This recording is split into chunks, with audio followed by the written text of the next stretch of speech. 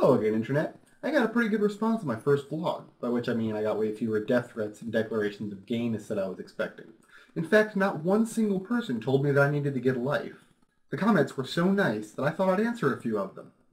Yes, Less Villains wants me to use a mirror to show you what my camera looks like. What, like this? Pepsi thought I was going to look like the guy from the 3PS3's video. That'd be Paul Saunders from the sketch comedy website Loading Ready Run. I think if you were to compare Paul and I, you'd find two very important differences. First, if you put Paul behind a video camera, he'd actually know what the hell he was doing. And second, if you were to put Paul in front of a video camera, he would actually know what the hell he was doing. Demo Weasel wants me to show everyone my hideous zombie head.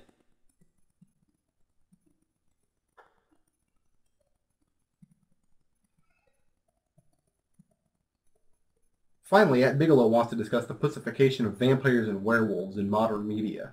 You know, the first thing I wanted to do is provide a counterexample, a book or a movie in which the villain is both a monster and unapologetically evil. I couldn't think of one, so I asked a friend of mine who's kind of a horror buff, but he couldn't think of one either.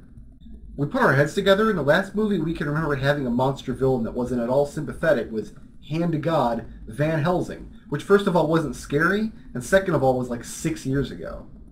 Anymore, it seems like classic movie monsters are cast as emo pretty boys or dark horse anti-heroes in movies like Underworld or Twilight, which are action flicks aimed at teenagers.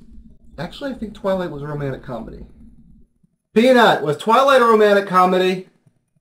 She says it was a chick flick. I thought it was a sequel to Edward Scissorhands. Anyway, if you want to be scared of the movies these days, your options are Psychotic Madman, Lurking Horror of Japanese Origin, or Attack of the 50-Foot Remake. So why can't anyone make the classic werewolf or vampire scary anymore?